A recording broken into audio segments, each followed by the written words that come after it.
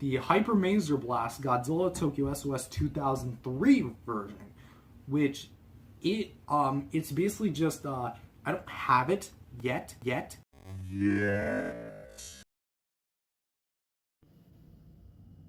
Took me long enough. Hello everyone, welcome back to another review. My name is Matthew, and today we're back. Yes, after a long wait, we're finally taking a look at another NECA Godzilla. That's not a re-review. It is a figure that is new to the collection. Not new as in like a newer released figure. Keep in mind, the NECA Godzilla line ended 5 years ago. 5 years ago. You want me to say it again just to make you feel even older? 5 years ago. Half a decade. Anyway, this is the newest figure to the collection, at least for the time being, because I do have some more on the way, but we'll get to that when we do. Anyways, this is going to be a repaint of the NECA Godzilla 2003, which, if you guys remember, was a very highly praised figure by me.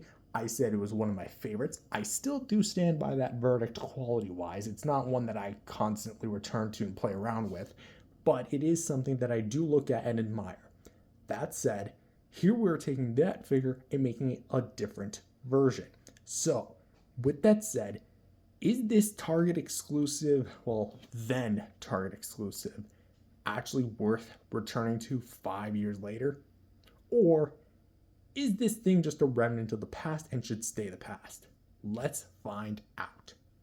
So just for some clarity, before we actually go on to the review itself, this guy was bought used. It has no box. There might be some scuffs here and there, but I am very pleased to say that the previous owner of this guy did a very great job at taking care of this thing, and actually did a very good job at like keeping this thing out of harm's way, which I hope to as well do the same thing. I mean, I'd be a real idiot in order to let something like that happen to this, my literal prized line. So, with that said, for accessories, the base figure basically came with nothing, and that is essentially the same thing on this guy as well. Now, you might be wondering to yourself, does it have any gimmicks because of its flashy colors? Well, when it was listed on Target, some listings on Target's website, when this thing was actually still listed this as glow in the dark. Do not actually buy into it, because this thing might look like a glow in the dark figure. I wouldn't blame you for thinking it is. However, it's not. Regardless of how much light you shine at it, even if you throw it in the sun, it's not gonna glow. Actually, if you throw it in the sun, it is gonna glow into a bright, fiery red inferno. The only NECA Godzilla that ever glows in the dark, at least I think, actually does glow in the dark, is the Reactor Glow Godzilla. And even then, that was a Loot Crate exclusive released 2 years prior to this thing's emergence. So no, this thing does not glow in the dark. Same goes with the Biolante Bio Attack, something I did fail to mention in my original reviews, but yeah, I'm mentioning it here. So, for all intents and purposes, it's not going to come with any sort of accessory. The box is not an accessory. The tip of the tail, for many years, I've said was an accessory. It's not. It's just assembly required. There's a fine difference between those two. So, we can get straight into the actual figure. When taking a look at the sculpt and paint for this guy, again, it is a repaint of the previously released 2003 Goji from Tokyo S.O.S. So this guy is going to basically share the exact same base sculpt and paint as that guy. Same base paint job, same base sculpt, all the works. So let's go ahead and just kind of like rehash it. The eyes, very well done. I like the fact that they're simplistic yet so full of near life, because you have this big black pupil and you have the white eyeball around it, which is more like an eggshell white, to be honest, and then you have like a bit of a black outline, which gives the look like this guy's like say just wearing mascara, or maybe he's gone to some sort of concert. As well as the very nice, like, nicely done brow, and then like all the different sculpted details with the dry brush over it. It's very much full of like that dry brush wash you get throughout the entire figure. The nostrils, kind of realizing that they're a bit like misaligned, like one sunk down than the other. Interesting. But you got a lot of like the nice facial sculpts and details of which you also get the yellow on the lips here, that are like shining from where he's getting hit by the maser cannon. But of course, for the teeth, individually sculpted, bone white. Got a little bit of like gaps in between the teeth, of course, to be expected. Although this is the Toho Godzilla, which has a lot more uniform lining teeth compared to its legendary counterpart. For the upper row of like the gums here, where we have basically like the same kind of like maroon, very dark brownish red. Same with like the tongue with like its fold and details. I do like the way the tongue looks. It's very long, slender, very angular. And again, all the teeth are individually sculpted and painted. So, going down to the bottom jaw, which I feel like we should address this. That is very much. I'm kind of torn on the yellow here. Because I understand it's kind of meant to be like, okay, he's getting hit here. The light would naturally be reflecting here. I feel like personally though, they kind of went overboard with the yellow on the bottom jaw. Granted, it is the bottom jaw, and it does, you're not going to be naturally flipping Godzilla up like this, especially if it's a paint scheme related thing where the articulation breaks the illusion. But come on, we have like all these different shades of yellow, and even get a bit of brown here, which is from the neck, but you don't use it here, so maybe you could have like used something here. I don't know. It almost looks like a jaw for an unused King Ghidorah figure. Oh, the what ifs are just flooding back. Oh boy, poor NECA. Anyway, so the ears are back with the sculpt and details. Well, the top of the head got some nice detail, of which for the neck, we have more like the yellow here, which are going to be like the outer neck pieces, which are going to be kind of like very well done, which we have like the yellow tips of it, and then in between we have like the brown, which again gives it like a lot of nice like texture and detail. Again, I just love that you can rub your finger on this thing and you can feel each and every bump and crevice. And you also can get some like white here to like line up the scarring, because like the scar itself begins up here, and you also get like a fair amount of white up there. For the sides of the neck, we get more like the extra yellow. And personally, I think like this works great in concept, but I don't know. I get it's supposed to like make him look like he's getting electrocuted, but something just feels off about this. I don't know what it is, but we also have the first instance of the purple here used, which for the shoulder pads, again, the purple of which kind of gets highlighted a little bit more back here, but we do kind of like have that color clashing with the yellow, so we got like a Wario Waluigi Godzilla going on here. I can't really do a good Wario voice, so I'm gonna try. Yeah, no, I can't do it. Sorry. But yeah, here we have the dorsal plates back here, which are very rubbery. This one's a little pointy, but we have the dry brushing here as well, making a return. And of course, we have like where it kind of gets like a little bit bigger towards the back plates. Don't worry, we'll talk about that one in just a sec. But yeah, again, it just looks very uniform, very nice, and very cool. I also like how it's not the same on both sides. So that is a plus. Next, we come to the scar, which is where he's getting hit. Admittedly, I love the way that this thing looks. It's really like emphasizing the scar where it has like all the yellow and such. Sorry, like the white over the yellow and then kind of like over the brown. So it's really like if something was NECA was ever good at, it was color gradations or color gradients, really making it look like it's lighting up. And even up towards up to NECA's end of the line, which I think this is one of two final figures they released. This really did put that in the bag here. We also have like a bit of like there's like a little accent of blue right here, which I gotta assume is from the back plate, of which are actually glowing. But it almost looks like some parts are green. And I know that's just like the base color of the figure mixing in with the paint, but it's interesting to really think about. For the shoulders, we have the just gonna flip the hand around here. The all-encompassing yellow here. We have the brown, and then we have the bright yellow. More speckles of the white here.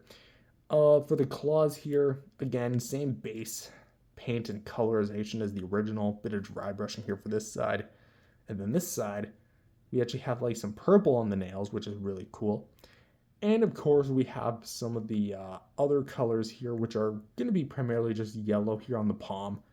If I do take issue with one thing is that the paint on the hinges don't like go all the way. So like here, you move the hinge back and there it kind of gets a little cut off. So you do have to kind of like realign everything. Same thing goes on this side where again you get more like the yellow here on the bicep, brown back to yellow, then back to the purple and brown with the claws. You know what the purple kind of looks like? Pen ink. I know it's very weird, but I have a history with pens and Godzillas.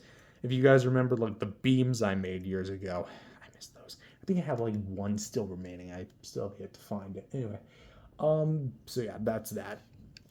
Going back to the groin here, we have more of like the electrocution here, kind of going down with the white and the bright yellow, and the darkened browns, and of course going all the way down here to the knees, which again it's very vein-like, but even though it's not necessarily trying to go to the veins, also just trying to show here as well, more the electric shock for Gojira.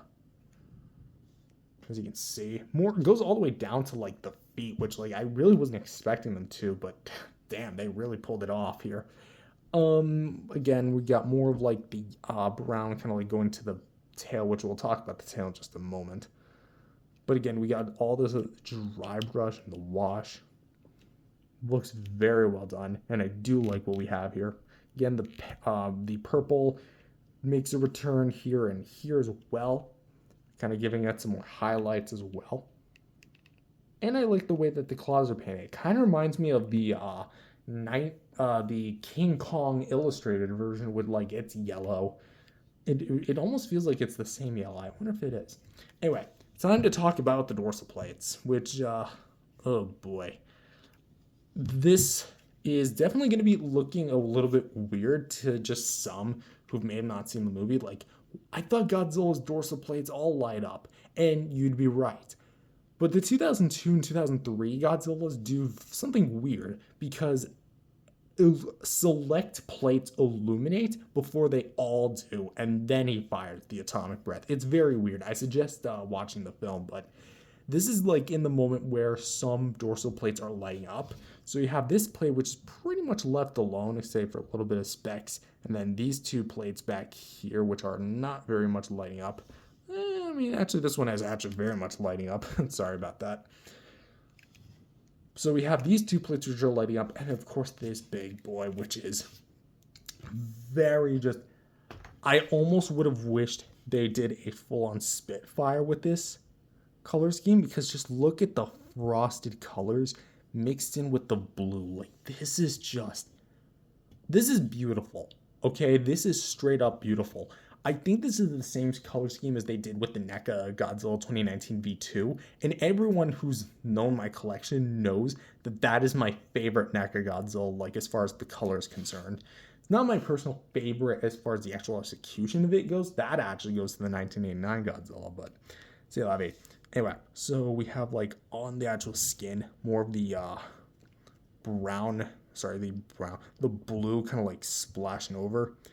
Looks very nice, and of course we have the blue on this dorsal plate kind of like lighting against it, so it's really creating like a lighting hue, very much so. And then these dorsal plates don't really have anything, and then here we have these dorsal plates which are lighting up as well, and select. And then kind of like that's kind of where the plate, like the blue, ends, and then goes all the way down to the tip of the tail where you do get the extra little sculpted paint on segments on the actual tail.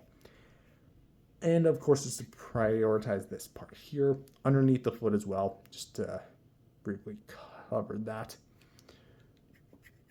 Just like that. And Yeah, that's basically it. The rest of the tail has some dry brushing. If I did have one complaint about the tail, though, it is that the paint kind of does get a little mismatched versus this one, where on the original, where the paint was a lot more uniform. So you got like this dorsal plate paint here versus this right here.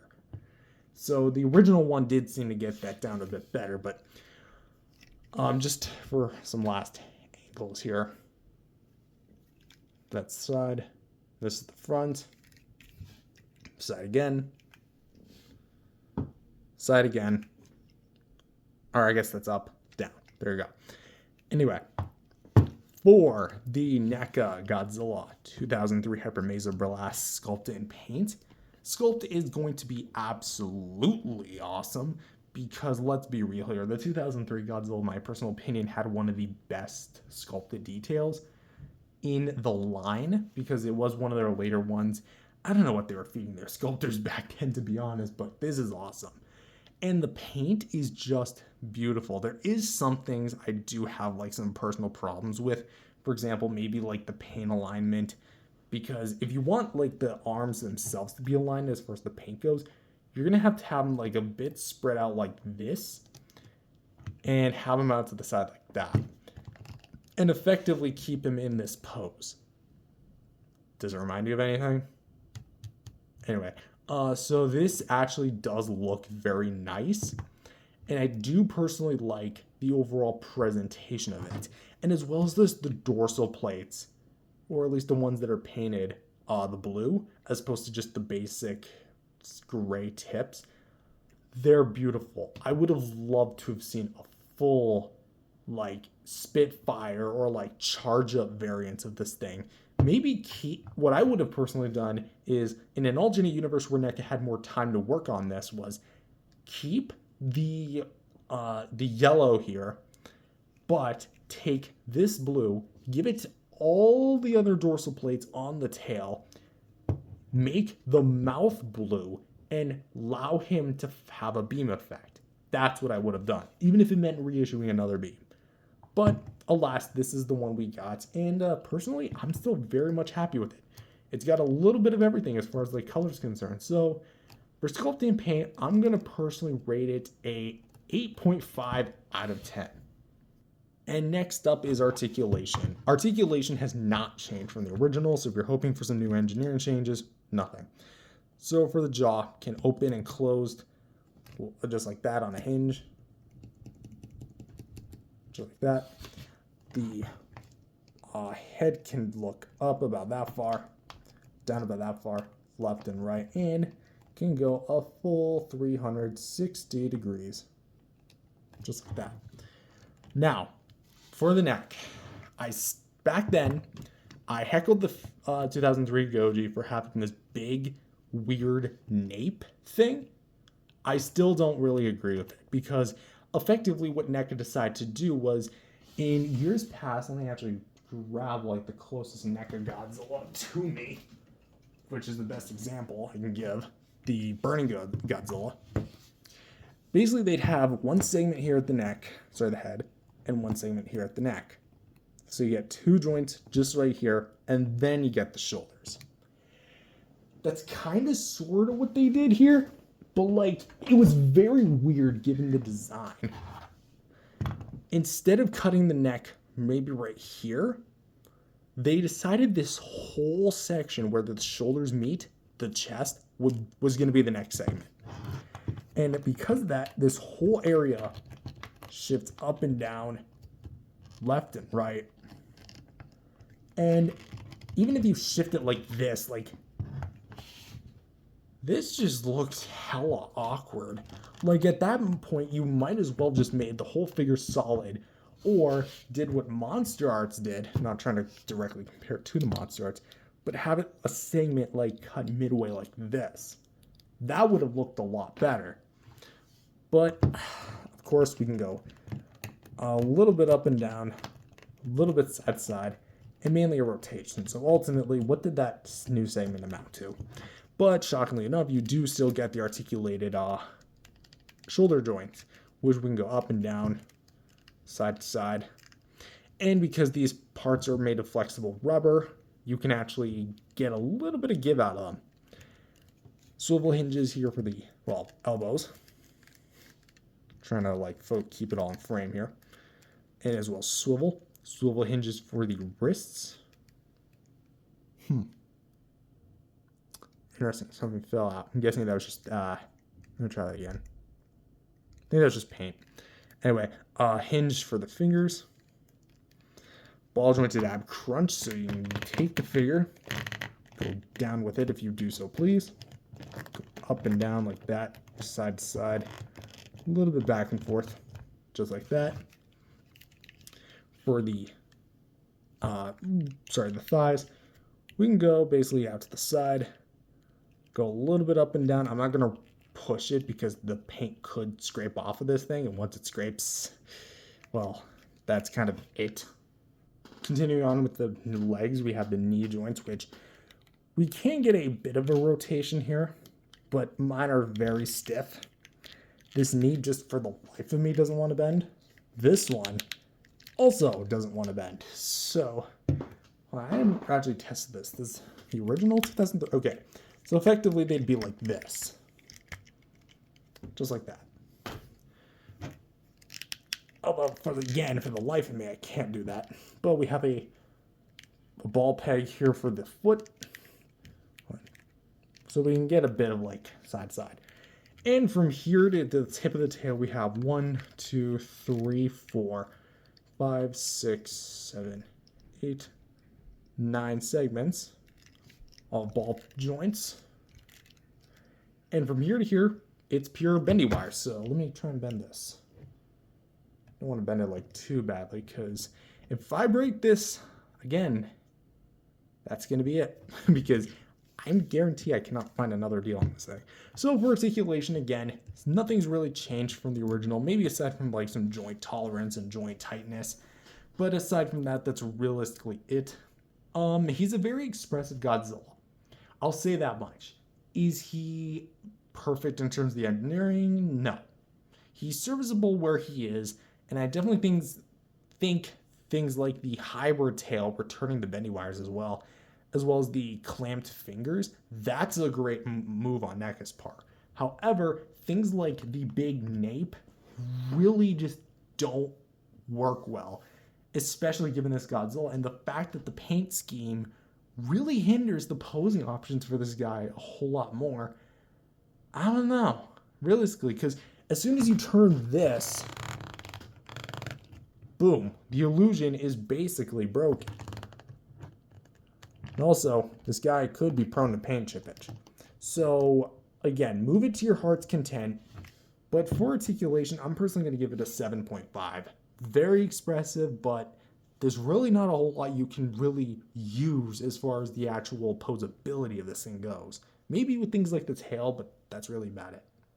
And for some size comparisons, and I guess comparisons in general, here he is compared next to some 6-inch, want to make sure we can get him as tall as he can, some Kiryu Gojis, or I guess Kiryu Saga Gojis, with the Godzilla 2002 from Monster Arts, and the Godzilla 2003 from NECA. And as far as the repaint's concerned, again, they're effectively the same thing, aside from just the additional paint. Nothing's really different, but if I do a figure comparison, it'll most likely be with all three of these guys conjointed together. So really settle that. Who knows? And for some other size references, here he is compared next to my 6-inch Mechagodzilla Bandai bootleg and the NECA Godzilla 2001 Atomic Blast variant, which, well, it's kind of ironic that these two are kind of opposite in terms of scale. He should be about 55 meters, he should be about 60 meters. I actually bought this one to go with my Monster Arts, and he actually does fill it in, but he definitely doesn't go against the NECA. That is absolutely an unfair fight. And as for this guy, it's kind of the same idea with like the blue to the yellow.